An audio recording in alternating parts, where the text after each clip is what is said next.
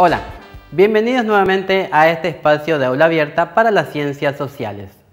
A comienzos del siglo XV, una gran cantidad de personas de Europa Occidental vivía preocupada por la situación espiritual.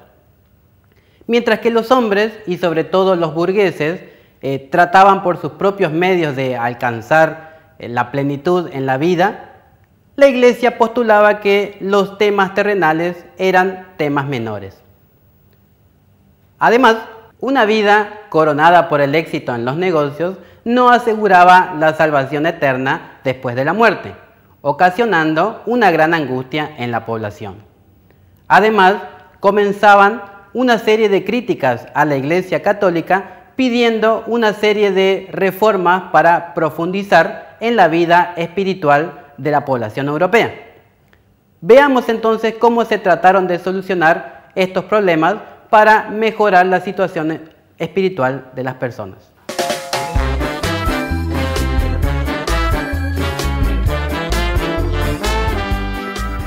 Para acceder a la salvación, la Iglesia decía que las personas debían realizar buenas obras, confesar los pecados y respetar la penitencia.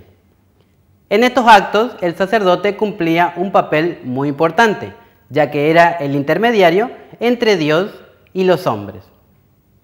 Además, era aquel que daba los sacramentos, el que medía las faltas y el que otorgaba el perdón.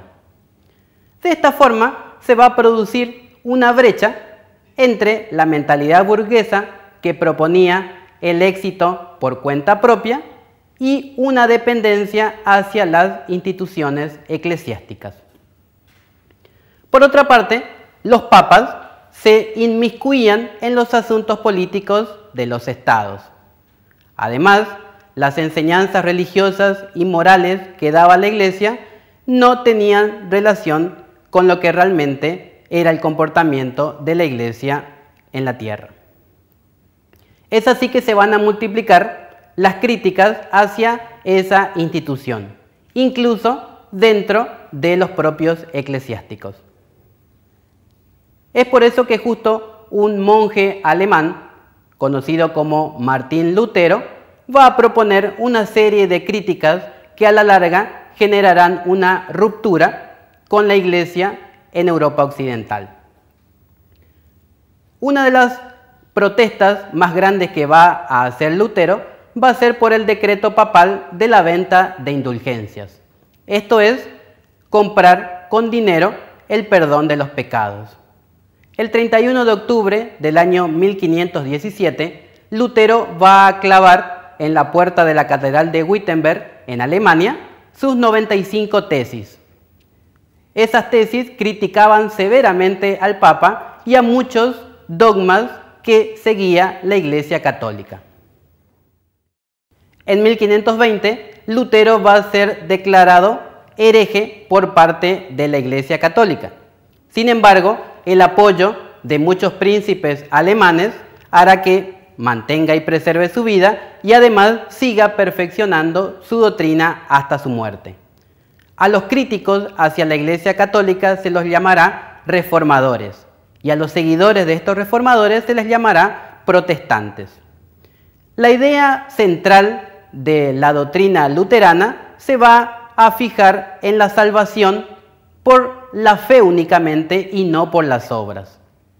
Además, proponía la libre interpretación de la palabra de Dios por cualquiera de las personas que así lo quisieran. Esto, por supuesto, contradecía la teoría y la tradición de la Iglesia, quien sostenía que los únicos autorizados a entender y a propagar la palabra eran los eclesiásticos.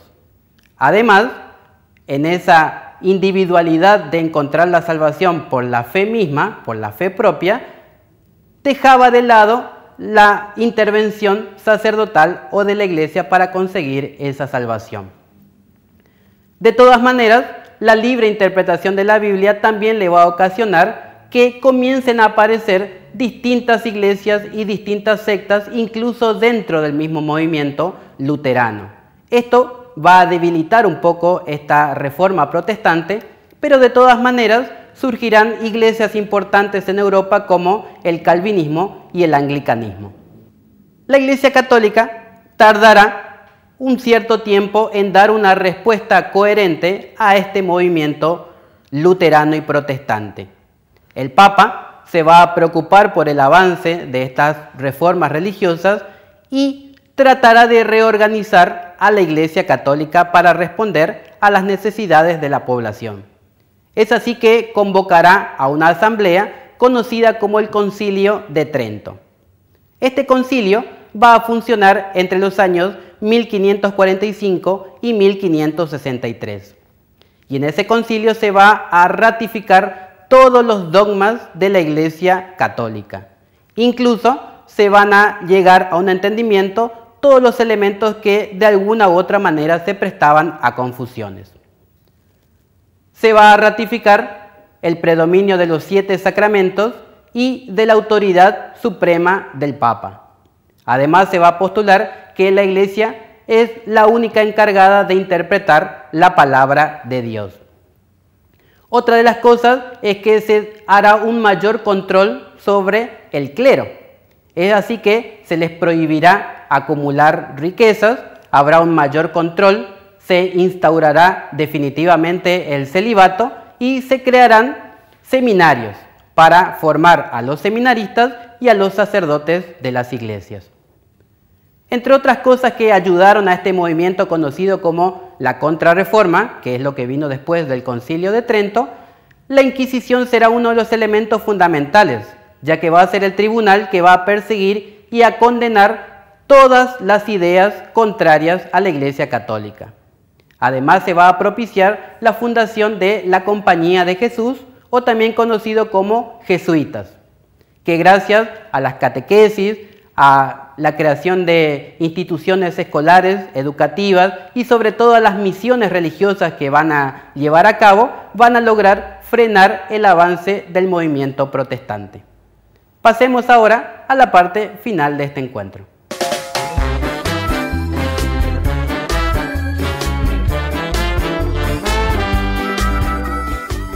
Vimos hoy cómo el clima renacentista y humanista que estaba en la época influyó en la vida religiosa de las personas.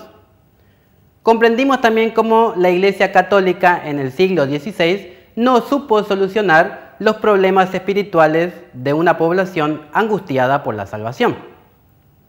Entendimos la idea que tenía Lutero de tratar de encontrar la salvación por medio de la fe únicamente y no por las obras. También vimos el Concilio de Trento y cómo la Iglesia trató de subsanar algunos errores y malentendidos como para tratar de que las personas alcancen la salvación y la tranquilidad de sus almas. Para terminar, quisiera dejarte una pequeña actividad. ¿Estás preparado? Pensemos. Te propongo que realices un estudio sobre las religiones. ¿Cómo harás? Simplemente buscarás un planiferio tamaño carpeta y varios lápices de colores. Luego investigarás cuántas religiones hay en el mundo y tratarás de pintar en el mapa los lugares en donde esa religión tiene más fieles. La idea es que puedas encontrar cuántas religiones hay en el mundo y cuántos fieles tiene cada uno. Esperando que sea productiva tu investigación, me despido, pero te invito a que mañana sigas viendo otro capítulo de Aula Abierta. Chao.